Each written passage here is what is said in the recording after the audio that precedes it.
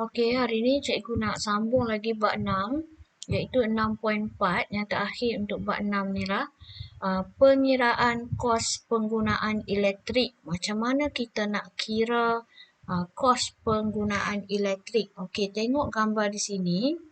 Ini adalah contoh-contoh mentol yang menggunakan kuasa berbeza.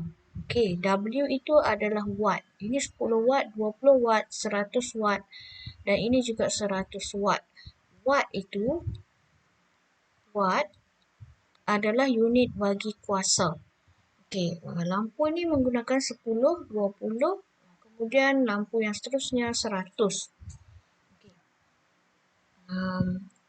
Kecekapan tenaga. Macam mana kita nak tahu lampu-lampu ini yang mana lebih cekap menggunakan tenaga?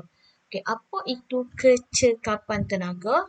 Kecekapan tenaga ialah tenaga input, peratus tenaga input yang diubah menjadi tenaga output yang berfaedah. Maksudnya tenaga yang masuk dan dia digunakan dengan berfaedah tanpa membazir tenaga. Jadi kecekapan kita boleh kira menggunakan rumus ini. Tenaga output berfaedah bahagi tenaga input yang dibekalkan darab 100 untuk dapat peratus kecekapan. Okey, ini contoh pengiraan. Okey, tenaga yang masuk, tenaga digunakan dalam unit joule. Okey, tenaga disimbolkan dalam disukat dalam unit joule. Okey, 100 joule tenaga yang masuk itu kita panggil sebagai input. Okey, yang masuk dibekalkan, masuk daripada mana? Daripada wayar elektrik lah.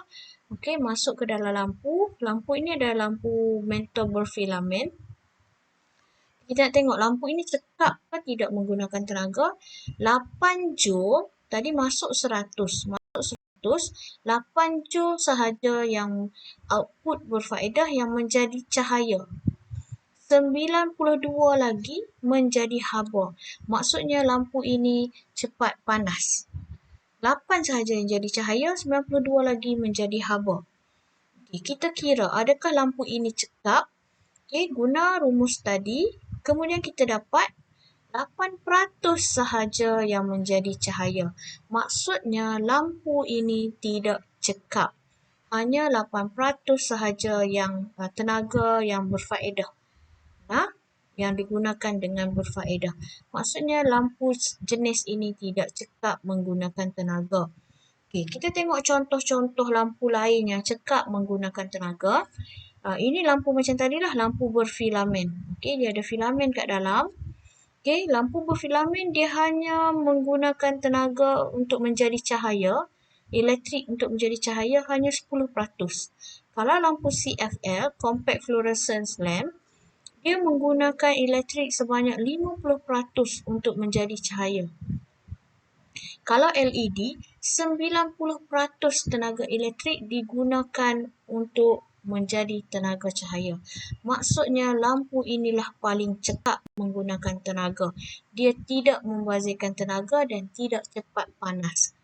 Okey, jadi lampu LED sangat cekap menggunakan tenaga elektrik. Maka elektrik di rumah kamu tidak dibazirkan. Okey. Seterusnya kita tengok logo ini. Logo ini ada di alat elektrik kamu, ada yang ada dan ada yang tak ada. Apa maksud label ni? Okey, di sini ada bintang 1 hingga 5. 1 menunjukkan kurang cekap, 5 paling cekap. Jadi kamu boleh tengok di alat elektrik kamu ada berapa bintang. Kalau ada 3 bintang maksudnya dia pertengahan lah. Okey. Di sini ada label-label dia. Kamu boleh tengok jenis peralatan, jenama dan sebagainya. Okay. Di sini dia ada tulis berapa tenaga yang digunakan dalam masa setahun. Kilowatt per jam setahun. Dalam masa setahun. Okey. Dia akan bandingkan dengan alat yang 2 bintang. Sebab dia 5 bintang, jadi dia bandingkan dengan alat yang 2 bintang, yang kurang bintang. Jadi bila kamu nak beli barang elektrik, beli yang banyak bintang. Selalunya yang banyak bintang tu lebih mahal lah. tapi dia menjimatkan tenaga elektrik di rumah kamu dan bil elektrik kamu tidak tinggi. Okey. Apa penggunaan elektrik di rumah? Macam mana penggunaan elektrik di rumah tu disukat? Okey, penggunaan elektrik di rumah kamu, kuantiti elektriknya diukur menggunakan meter elektrik. Sebab itu di meter elektrik kamu ada bacaan berapa kilowatt. Okey. Macam mana kita nak baca meter elektrik? Kamu boleh baca dekat sini. Dia ada tulis berapa tenaga elektrik yang kamu gunakan dan dengan tu kita boleh kira kos. Kejap lagi kita tengok macam mana nak kira kos. Okey, di sini ada beberapa rumus yang sangat penting untuk kamu tahu. Okey, pertama rumus kuasa elektrik P. P adalah simbol bagi kuasa elektrik.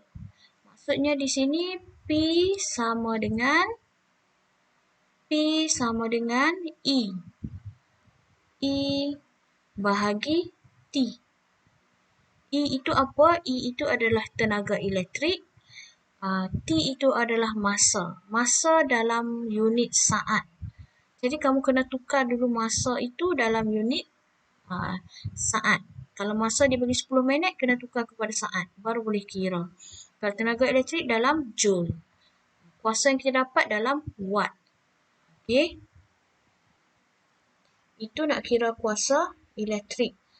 Okey, arus macam mana kita nak kira? Arus simbol dia I. Okey, arus I sama dengan Q bahagi T. I, Q bahagi T. Cas elektrik yang melalui. Okey, kemudian bahagi dengan masa. Ini cara nak kira arus elektrik berapa. Okey, voltan. Voltan pula adalah tenaga elektrik. E bahagi dengan cas elektrik. Dapatlah voltan V. Ini voltan, arus elektrik, kuasa elektrik. Jadi untuk dirumuskan,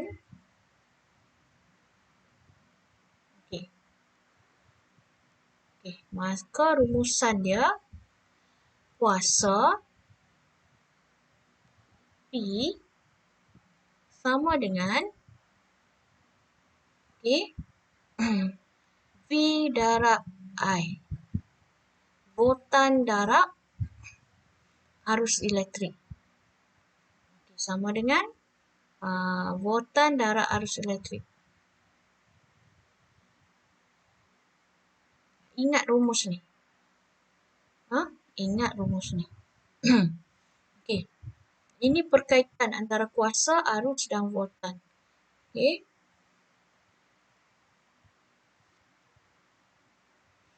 Ini contoh soalan.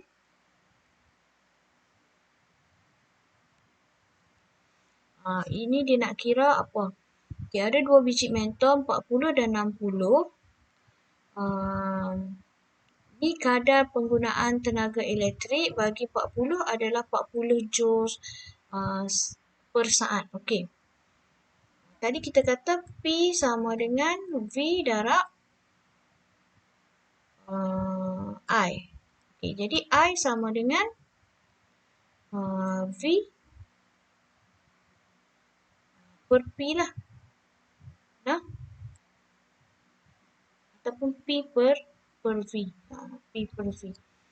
Gunakan apa maksud 40 watt? 40 watt maksud dia 40 joules per saat.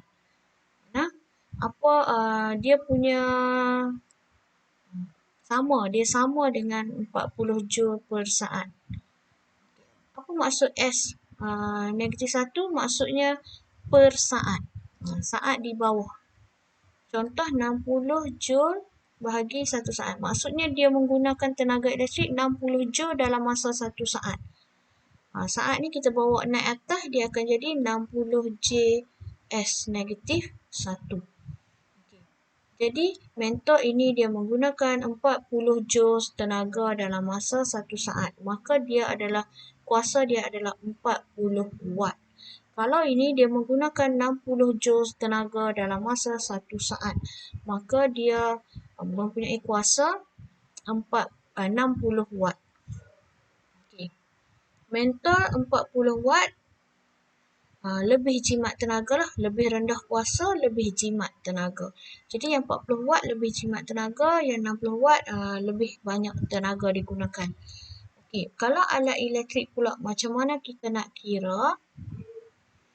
Okey, contoh dekat cerek kamu, contoh soalan ni. Macam mana kita nak kira berapa arus yang mengalir dalam cerek elektrik ni? Okey, cerek elektrik ni label dia 2.2 kilowatt. Apa maksud 2.2 kilowatt? Maksudnya 2200 watt kuasa dia. Dan voltan dia adalah 240. Ini voltan biasa elektrik yang masuk ke rumah kita. Okay. Jadi berapa arus? Berapa arus? Gunalah rumus ni. Kuasa sama dengan voltan darab arus. Okey, kuasa sama dengan voltan darab arus. Kita nak arus. Maka kita ubah rumus. Okey. Jadi kita nak I. P dengan V kita dah ada. Okey. P ialah 2200 watt. V ialah 240. Okey, jawapan dia berapa arus yang mengalir dalam cerek elektrik tersebut ialah 9.17 ampere. Ampere adalah bagi arus. Watt bagi kuasa, voltan bagi voltan. Okey. Ini cara nak kira guna rumus ini. Okey. Ini P sama dengan V darab I. Okey. Tengok kepada soalan lah apa yang kamu nak kira. Okay. Pengiraan kos pula. Macam mana kita nak kira berapa ringgit, berapa sen yang kita guna elektrik. Okey. Ini rumus dia. Tenaga elektrik yang kita guna sama dengan kuasa darab masa. Berapa masa kita guna. Okay. Contoh, cerek elektrik guna kuasa dia 2 kilowatt. Dia nak mendidihkan air dalam masa 10 minit. Berapa kos? Okay, 1 unit kos dia 21 sen. Okay, tenaga elektrik sama dengan kuasa darab masa. Masa ini dalam unit jam. Jadi 10 minit itu kena tukar kepada jam. Jadi nak tukarkan kepada jam 10 bahagi 60. Sebab 1 jam ada 60 minit. Okay, maka kita dapat 1/3 unit. 1/3 unit darab dengan berapa sen 1 unit. Maka cerek elektrik tadi menggunakan 7 sen untuk mendidihkan air selama 10 minit. Setiap 10 minit 7 sen. Setiap 10 minit 7 sen.